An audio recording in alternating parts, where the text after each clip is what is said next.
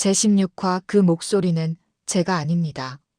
그리고는 천천히 무릎을 꿇듯 주저앉았다. 눈가에는 뜨거운 눈물이 번졌다. 경찰이 다가가 그를 부축하고 성준과 태백, 윤솔도 동시에 달려가 그를 감싸 안았다. 한동안 아무도 입을 열지 못했다. 창밖에서는 파도 소리만 잔잔히 밀려왔다. 윤솔의 손끝이 떨렸다. 잠시 후 남자는 1층 응급실로 내려갔고 세 사람도 그대로 뒤를 따랐다. 짙은 소독약 냄새, 기계음 하얀 조명, 응급실 특유의 냄새가 그들을 맞았다. 의료진이 간단한 진찰 후 말했다. 생명엔 지장 없습니다. 극도의 스트레스로 인한 쇼크 같습니다. 그제야 윤솔은 길게 숨을 내쉬었다. 그러나 세 사람의 눈에는 여전히 같은 의문이 남아 있었다. 이 남자, 도대체 어떤 사연일까? 왜 이런 선택을 하려 했을까? 의사가 자리를 비우자 남자가 천천히 입을 열었다.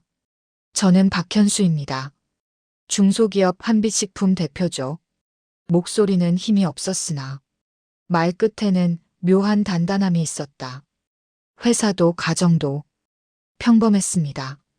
아내는 든든했고 딸은 대기업에 다니는 자랑스러운 아이였죠.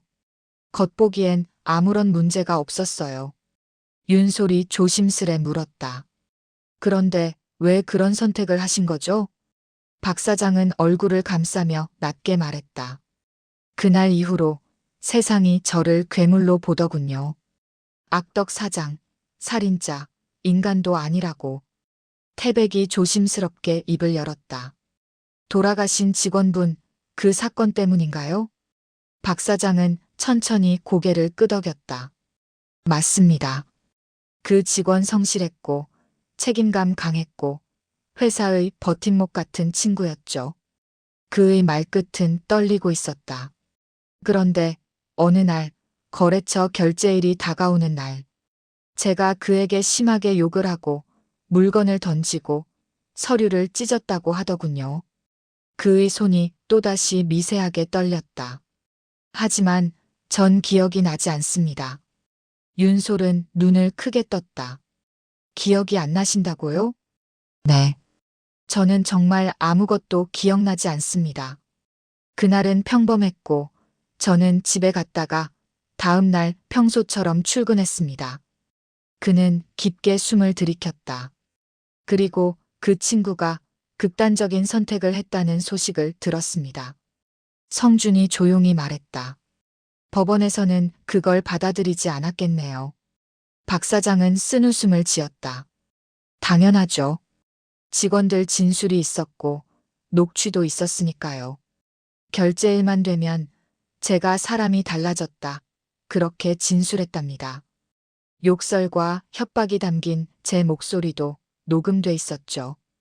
그는 고개를 떨궜다. 하지만 그 목소리는 제가 아닙니다.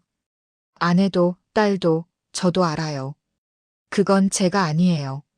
하지만 판결문엔 직원의 극단적 선택을 유발한 중대한 과실 그 말만 적혀 있더군요. 윤솔은 그의 눈을 가만히 바라봤다. 그 안에는 후회, 공포, 혼란 그리고 스스로조차 믿지 못하는 무언가가 섞여 있었다. 그러면 지금도 그때의 일을 기억 못하시는 건가요? 네. 정말 아무것도요. 그의 목이 메었다. 저는 제 명예를 지키고 싶을 뿐입니다. 그 말에는 억울함보다 더 깊은 절망이 배어 있었다. 성준이 숨을 고르고 말을 이었다. 일단 지금은 편히 쉬세요. 내일 다시 오겠습니다. 박 사장은 약하게 고개를 끄덕였다. 병실의 불빛이 희미하게 깜빡였다. 윤솔은 마지막으로 그의 얼굴을 바라봤다. 그 눈빛에는 거짓의 그림자가 없었다. 그날 저녁, 제주도의 날밤. 세 사람은 호텔방에서 컵라면을 앞에 둔 채 말없이 뜨거운 물을 붓고 있었다. 성준이 국물을 한 숟갈 떠서 중얼거렸다. 첫날부터 이럴 줄은 몰랐네요. 여행이 아니라 수사 출장 같아요. 태백이 면을 휘저으며 말했다. 맞아요. 하루에 뉴스 3개 본 기분이에요. 그 사장님 얘기 듣고 나니까 마음이 좀. 윤솔은 컵라면을 가만히 바라보다가 입을 열었다. 나도 그래요. 그녀의 목소리는 낮고 단단했다. 근데 이번엔 뭔가 달라요. 그 사람은 거짓말 안 했어요. 성준이 젓가락을 내려놓았다. 근거는요? 진실된 느낌. 윤솔의 눈빛이 흔들렸다. 그 사람 진심이에요. 눈빛, 말투 거짓이 하나도 없었어요. 성준은 팔짱을 끼고 생각에 잠겼다. 솔무장님이 그렇게 말하면 믿을 수밖에 없죠. 그리고 조용히 말을 이었다. 하지만 법은 느낌으로 움직이지 않아요. 증거가 없으면 진실도 닿지 않습니다. 윤솔은 고개를 끄덕였다. 알아요. 그래서 더 답답해요. 그녀는 주먹을 가볍게 쥐었다. 빨간 줄이 하나도 보이지 않았어. 방 안은 다시 조용해졌다. 바다 너머 파도 소리만이 잔잔히 울렸다. 성준이 조용히 말했다. 이번 사건 우리가 맞죠? 윤솔이 고개를 들었다. 정말요? 네. 솔무장님이 믿는 사람이라면 저도 믿겠습니다. 윤솔의 눈빛이 반짝였다. 그 사람, 우리가 도와줘요. 이번에도 진실이 이기는 사건 우리가 또 만들죠. 태백이 두 손을 번쩍 들었다. 좋아요. 한빛식품 업엔. 조용히 해요. 포차 아니에요. 윤솔은 툭 쏘아붙였지만 입가엔 오랜만에 미소가 번졌다. 성준이 컵라면 뚜껑을 덮으며 말했다. 우린 사람을 구하는 팀입니다. 그게 우리의 존재 이유죠. 하얀 스팀이 천천히 올라오며 호텔방을 따뜻하게 감쌌다. 윤솔은 창밖을 바라봤다. 어둠 속에서 제주 바다의 불빛이 잔잔히 흔들렸다.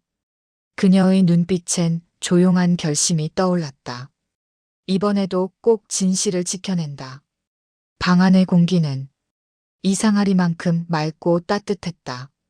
다음 날 아침, 제주 바람은 따뜻했지만 세 사람의 표정에는 얇은 그늘이 드리워져 있었다.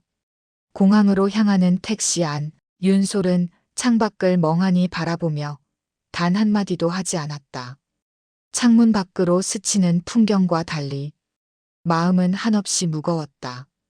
박 사장이 무너져 내리던 모습, 그리고 제 명예를 지키고 싶습니다라는 말. 그 단어가 아직도 귓가에 남아 있었다. 옆자리에서 태백이 조심스레 말했다. 솔무장님 얼굴 너무 굳었어요. 좀 쉬셔야 해요. 윤솔은 억지로 미소를 지었다. 그 사연 듣고 어떻게 쉬겠어요.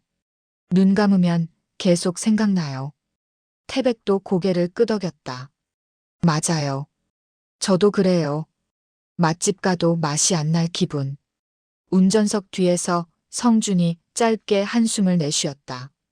두 분 말 다 맞아요. 하지만 감정에 빠지면 안 됩니다. 그리고 낮게 말했다.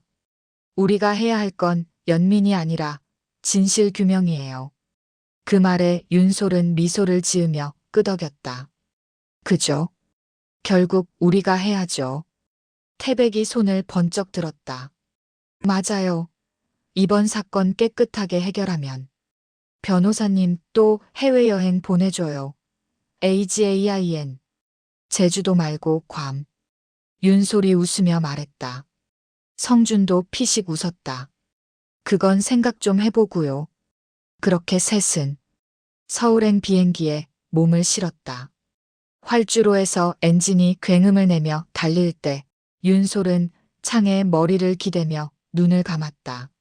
제주 바람 대신 서울의 날카로운 공기가 머릿속을 스쳐 지나갔다. 서울 도착. 비행기에서 내리자마자 세 사람은 바로 법원으로 향했다. 피로를 씻을 틈도 없었다. 공항에서 택시를 잡아타고 그대로 서초동 법원으로 직행했다. 법원 복도에는 사람들의 발소리, 서류 넘기는 소리, 어딘가에서 울리는 전화벨까지 여러 소리가 뒤섞여 사람들 속사정이 만들어지고 있었다. 성주는 판결문을 받아들고 잠시 눈을 감았다. 이건 단순한 산업재해 사건이 아니야. 그의 목소리는 이상하게 낮았다. 법정은 인격의 책임을 묻고 있어. 혼잣말 같지만 분명 두 사람에게 들으라고 한 말이었다. 사무실 즉시 조사 시작. 사무실로 돌아오자마자 윤솔과 태백은 컴퓨터부터 켜고 증거를 쌓기 시작했다. 책상 위에는 서류, 메모지, 포스트잇. 아무리 치워도 줄지 않는 서류 더미가 얹혀갔다. 태백이 노트북을 켜며 말했다. 이게 문제의 녹취 파일입니다. 직원 한 분이 직접 녹음한 거예요. 윤솔이 이어폰을 꽂으며 물었다. CCTV 영상은요? 현장은 안 찍혔어요? 없습니다. 태백의 얼굴이 굳어졌다. 그 구역엔 CCTV가 설치돼 있지 않았어요. 사무실 일부만 촬영되고 박 사장이 소리쳤다는 자리엔 딱 사각지대가 있었죠. 성준이 조용히 고개를 끄덕였다. 그래서 1심에선 이 녹취 한 장으로 판단이 난 겁니다. 유일한 물적 증거니까요. 윤솔은 플레이 버튼을 눌렀다. 거친 목소리가 흘러나왔다. 이따위로 일할 거면 다 나가. 결제 못 맞추면 회사 문 닫을 줄 알아. 책상을 내리치는 둔탁한 소리. 서류가 찢어지는 소리. 욕설. 그 어떤 가식도 느껴지지 않는 생생한 녹음이었다. 윤솔은 눈을 감았다. 분명 박 사장님 목소리 맞아요. 태백이 화면을 가리켰다. AI 분석도 동일합니다. 음성 일치율 98%. 직원 6명의 진술도 모두 일관돼요. 윤솔은 헤드셋을 벗으며 천천히 숨을 뱉었다. 녹음만 보면 이상한 점이 없어요. 편집 흔적도 없고 음성도 명확해요. 잠시 서늘한 침묵이 흘렀다. 윤솔은 천천히 입을 열었다. 내일 태백 씨랑 회사로 가볼게요. 녹음한 직원부터 만나야겠어요. 성준이 서류를 덮으며 고개를 끄덕였다. 좋습니다. 오늘은 여기까지 하죠. 그리고 조용히 덧붙였다. 저도 솔직히 감당 못할 만큼 피곤하네요. 방 안의 모든 소리가 그 말 뒤에 멈춰 선 듯 고요해졌다.